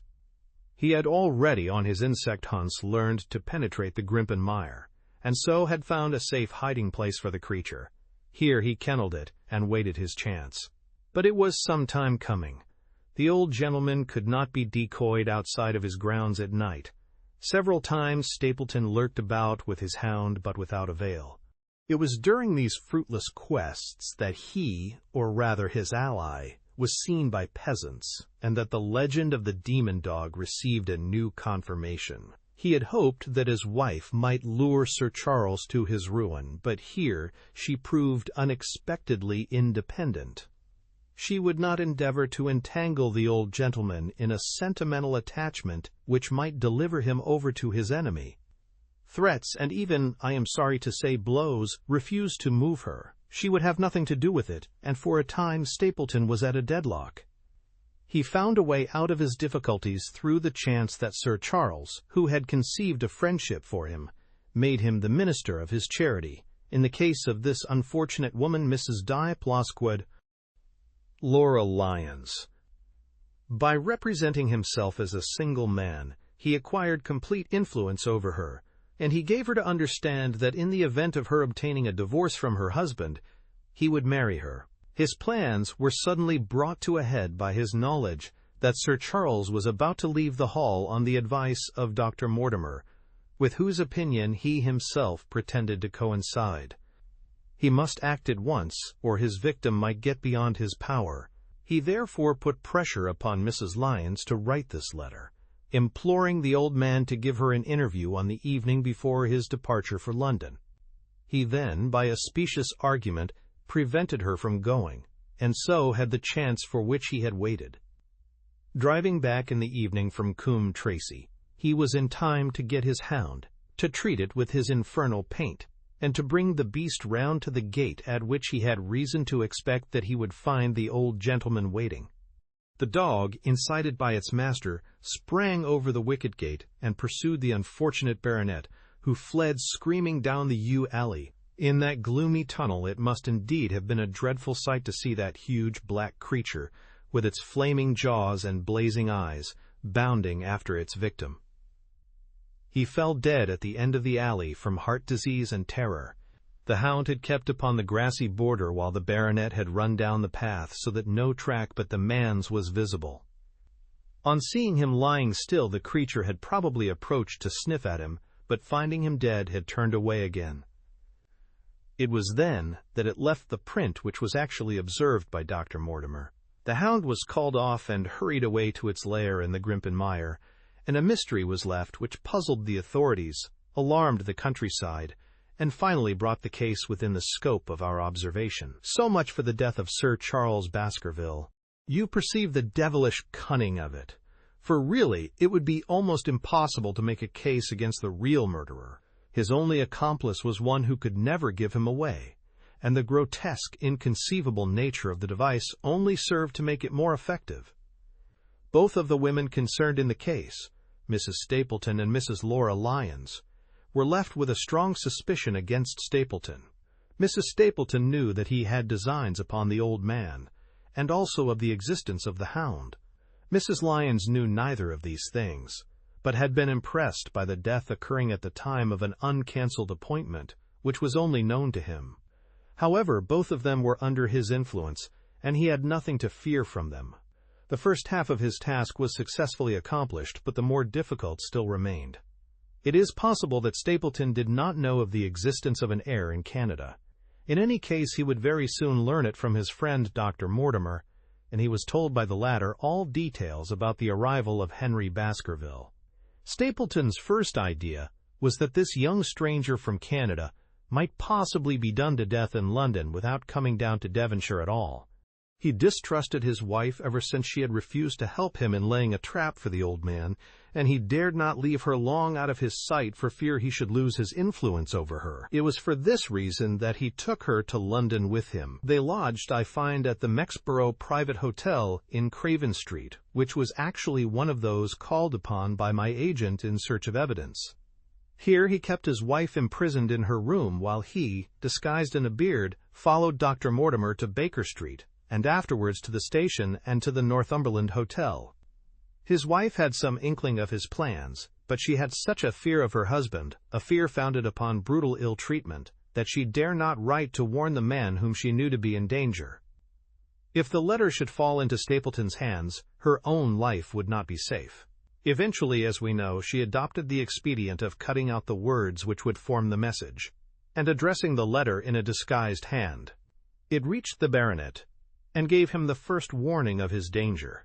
It was very essential for Stapleton to get some article of Sir Henry's attire so that, in case he was driven to use the dog, he might always have the means of setting him upon his track. With characteristic promptness and audacity, he set about this at once, and we cannot doubt that the boots or chambermaid of the hotel was well bribed to help him in his design. By chance, however, the first boot which was procured for him was a new one, and therefore useless for his purpose. He then had it returned and obtained another, a most instructive incident, since it proved conclusively to my mind that we were dealing with a real hound, as no other supposition could explain this anxiety to obtain an old boot and this indifference to a new one. The more outré and grotesque an incident is, the more carefully it deserves to be examined, and the very point which appears to complicate a case is, when duly considered and scientifically handled, the one which is most likely to elucidate it. Then we had the visit from our friends next morning, shadowed always by Stapleton in the cab. From his knowledge of our rooms and of my appearance, as well as from his general conduct, I am inclined to think that Stapleton's career of crime has been by no means limited to this single Baskerville affair. It is suggestive that during the last 3 years there have been 4 considerable burglaries in the West Country, for none of which was any criminal ever arrested. The last of these, at Folkestone Court in May, was remarkable for the cold-blooded pistoling of the page, who surprised the masked and solitary burglar. I cannot doubt that Stapleton recruited his waning resources in this fashion, and that for years he has been a desperate and dangerous man. We had an example of his readiness of resource that morning when he got away from us so successfully, and also of his audacity in sending back my own name to me through the cabman. From that moment he understood that I had taken over the case in London, and that therefore there was no chance for him there. He returned to Dartmoor, and awaited the arrival of the baronet. "One moment," said I. "You have, no doubt, described the sequence of events correctly, but there is one point which you have left unexplained. What became of the hound when its master was in London?" I have given some attention to this matter, and it is undoubtedly of importance. There can be no question that Stapleton had a confidant, though it is unlikely that he ever placed himself in his power by sharing all his plans with him. There was an old manservant at Narrated House, whose name was Anthony. His connection with the Stapletons can be traced for several years, as far back as the schoolmastering days, so that he must have been aware that his master and mistress were really husband and wife. This man has disappeared and has escaped from the country. It is suggestive that Anthony is not a common name in England, while Antonio is so in all Spanish or Spanish-American countries. The man, like Mrs. Stapleton herself, spoke good English, but with a curious, lisping accent. I have myself seen this old man cross the Grimpen Mire by the path which Stapleton had marked out. It is very probable, therefore, that in the absence of his master it was he who cared for the hound, though he may never have known the purpose for which the beast was used. The Stapletons then went down to Devonshire, whither they were soon followed by Sir Henry and you. One word now as to how I stood myself at that time. It may possibly recur to your memory that when I examined the paper upon which the printed words were fastened, I made a close inspection for the watermark. In doing so, I held it within a few inches of my eyes, and was conscious of a faint smell of the scent known as white jessamine. There are 75 perfumes which it is very necessary that a criminal expert should be able to distinguish from each other, and cases have more than once, within my own experience, depended upon their prompt recognition. The scent suggested the presence of a lady, and already my thoughts began to turn towards the Stapletons. Thus I had made certain of the hound, and had guessed at the criminal before ever we went to the West Country. It was my game to watch Stapleton. It was evident, however, that I could not do this if I were with you, since he would be keenly on his guard. I deceived everybody, therefore, yourself included, and I came down secretly when I was supposed to be in London. My hardships were not so great as you imagined, though such trifling details must never interfere with the investigation of a case. I stayed for the most part at Coombe Tracey, and only used the hut upon the moor when it was necessary to be near the scene of action. Cartwright had come down with me, and in his disguise as a country boy he was of great assistance to me. I was dependent upon him for food and clean linen, When I was watching Stapleton, Cartwright was frequently watching you, so that I was able to keep my hand upon all the strings. I have already told you that your reports reached me rapidly, being forwarded instantly from Baker Street to Coombe Tracey. They were of great service to me, and especially that one incidentally truthful piece of biography of Stapleton's.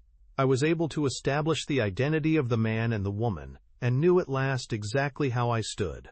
The case had been considerably complicated through the incident of the escaped convict and the relations between him and the Barrymores.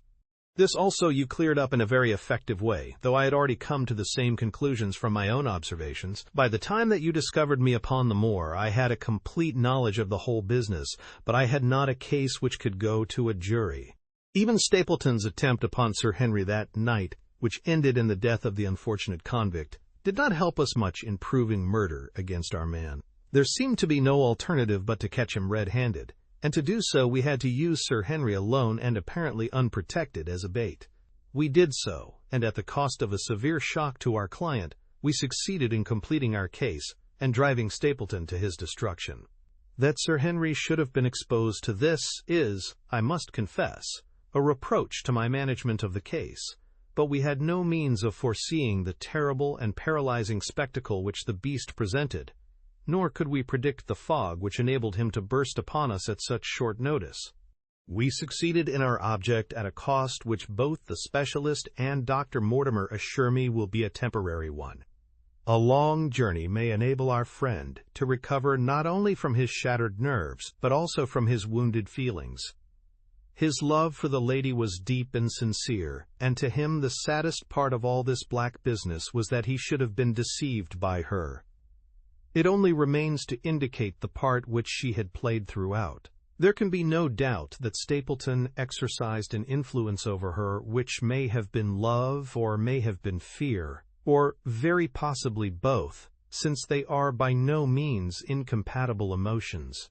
It was, at least, absolutely effective. At his command she consented to pass as his sister, though he found the limits of his power over her when he endeavored to make her the direct accessory to murder.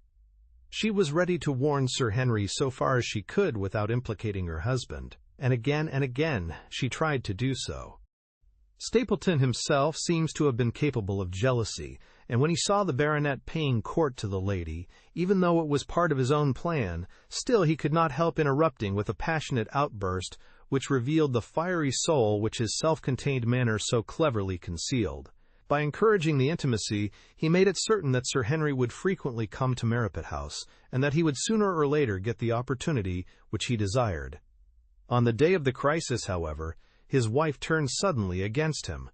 She had learned something of the death of the convict, and she knew that the Hound was being kept in the outhouse on the evening that Sir Henry was coming to dinner.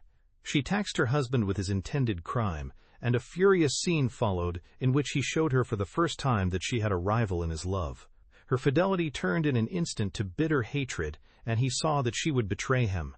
He tied her up, therefore, that she might have no chance of warning Sir Henry, and he hoped, no doubt, that when the whole countryside put down the baronet's death to the curse of his family, as they certainly would do, he could win his wife back to accept an accomplished fact, and to keep silent upon what she knew. In this I fancy that in any case he made a miscalculation, and that, if we had not been there, his doom would none the less have been sealed.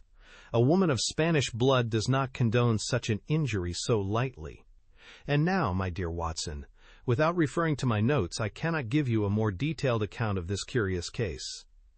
I do not know that anything essential has been left unexplained. He could not hope to frighten Sir Henry to death as he had done the old uncle with his bogey hound. The beast was savage and half-starved. If its appearance did not frighten its victim to death, at least it would paralyze the resistance which might be offered. No doubt. There only remains one difficulty. If Stapleton came into the succession, how could he explain the fact that he, the heir, had been living unannounced under another name so close to the property? How could he claim it without causing suspicion and inquiry? It is a formidable difficulty, and I fear that you ask too much when you expect me to solve it. The past and the present are within the field of my inquiry, but what a man may do in the future is a hard question to answer. Mrs. Stapleton has heard her husband discuss the problem on several occasions. There were 3 possible courses. He might claim the property from South America, establish his identity before the British authorities there, and so obtain the fortune without ever coming to England at all. Or he might adopt an elaborate disguise during the short time that he need be in London. Or again, he might furnish an accomplice with the proofs and papers, putting him in as heir and retaining a claim upon some proportion of his income. We cannot doubt from what we know of him that he would have found some way out of the difficulty. And now, my dear Watson, we have had some weeks of severe work, and for one evening, I think, we may turn our thoughts into more pleasant channels. I have a box for Les Huguenots. Have you heard the Deresques? Might I trouble you then to be ready in half an hour, and we can stop at Marcini's for a little dinner on the way.